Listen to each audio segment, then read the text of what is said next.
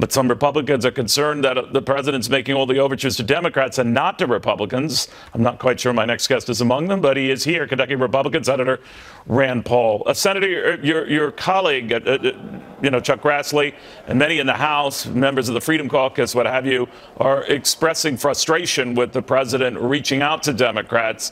It seems to their exclusion, or that's what I'm reading. What do you think? I think diplomacy is always a good idea. I think that what I'm hearing from the president still is a 15% corporate rate. If we can get a 15% corporate rate, boy, you're going to get some enthusiasm from the business community, but also from economists who say, you know what, we'll really get some growth in our country again with a 15% corporate rate. So I'm encouraged. We're still hearing that from the president. We're still hearing the words tax cut from the president, not revenue neutral, not a tax shifting bill, but a tax cut. So I'm still encouraged. The fact that he's talking to Democrats, diplomacy is a good idea. We'll see the proof's in the pudding, what gets put forward. From my perspective, it needs to be a big tax cut, return the money to its rightful owners, and you'll see growth. All right, you mentioned revenue neutral, Senator, and the president did discuss that in this gaggle on Air Force One. It's kind of hard to hear, but again, this is the president and his interpretation of what would be a revenue neutral tax cut. Listen to this. It'll be revenue neutral when you add growth, because we're going to have magnificent growth. If you look at GDP for the last quarter, it was 3%. Everybody was shocked to see that. All right, it'll be revenue neutral if you add growth. By that, I guess he is saying you include dynamic accounting and the bang for the buck you get cutting taxes. Estimates put just 1% more growth. If we get up to 3%, it's $2.5 trillion extra dollars to federal coffers over the next decade. Are you in that camp that that's how this thing, whatever it ultimately comes out, should be scored? Well, I'm in the camp that we give too much credence to anybody that makes economic models in Washington. Yeah. But if you make an economic model and you're not going to say that changing tax policy affects economic growth, you might as well stick your head back in the sand and go into some other profession. That's the problem here. We're too bound up, and we're constrained by the CBO. We're constrained by the Joint Tax Committee making all these predictions. I think we should do whatever it takes to return the most amount of money to its rightful owners, which means a tax cut, the bigger the better. But as a consequence, we should make government spending smaller to pay for it.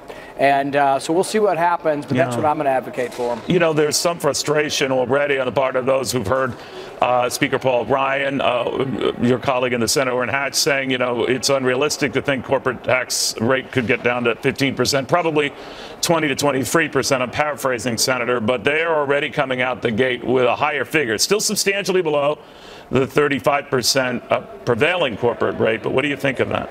There's one thing about negotiating. If you put forward 15 and someone says 25 and you wind up with 20, that might not be so bad. But if we start out at 25 and we have 35, we're going to wind up with 30. So I want the president to hold his guns. I'm out there supporting a 15% rate, and I'll support it as long as I think we can get it, and I'm going to try to get as close to that as we possibly can. We need to compete with the rest of the world. Look, you can move your business to Ireland and pay 12%. You can move throughout Europe and actually pay high teens, low 20s, and we're at 35%. So for America to compete, to have jobs here at home, we have to have tax rates that make us competitive with the world. If the rich are not included in this tax cut, what do you think of that? There won't be any tax cut then. The rich pay most of our taxes. And for those who want to make this about class warfare, it isn't about who gets the money, although it should go to those who rightfully and honestly earned it.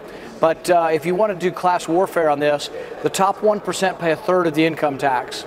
The top 10%, which is about $200,000 and above, pay 66% of the income tax. And those who make $75,000 and above pay 96% of the income tax. So if you say, we're going to only give tax cuts to the middle class that make less than $75,000 a year, there isn't enough money to stimulate the economy. So but really if that's what you're left with, Senator, is that your way of saying it's a no vote from me? No, I think what I'm saying is that what I'm going to advocate is for the bigger the better. I want the biggest tax cut we've ever had in our history because I want the biggest economic growth. If you give me less than that, but it's still a tax cut, yes, but I'd rather not start my negotiating position by saying I'm going to take a piece of what that's a tax shifting bill that marginally lowers the rate. I'm going to advocate for what I am for, and that's a big tax cut, and then we'll see where it winds up. Senator, the president was also talking about DACA and his overtures that have gotten some of your colleagues a little upset to Democrats, getting them on board with a plan that would keep the children of illegal immigrants here. They're not kids anymore, they're in their 20s, most of them. But that it had to be pegged to building that wall. What do you think of that? The compromise that I've been floating is this. If you normalize or internally immigrate these DACA children that were brought here as children, if you do, count them. We have about 1 million immigrants each year. What I'd do is I'd normalize about 200,000 DACA kids each year for 5 years, but I would count them. So you wouldn't expand immigration. What you do is you would count them in the normal numbers of people we admit each year. So instead of somebody new coming from Mexico City, somebody who already lives here who came from Mexico City would get their spot. That, I think, would be the compromise. You're having some compassion for these kids who mostly know only America, but you're counting them in our total immigration. Finally, sir, I mean, you've been leading an effort through several administrations now, at least the last two, for war authorizations, whether in Iraq or elsewhere, Afghanistan, I guess by definition Syria these days. But they keep getting shot down. What do you do now? You know, our Constitution couldn't be more clear. Our founding fathers couldn't be more clear. The right to declare war or to initiate war is vested in the hands of Congress. This is true. It's incontrovertible. Read the Federalist Papers. It's everywhere. Washington, Jefferson, Adams, they all agreed to it. Madison.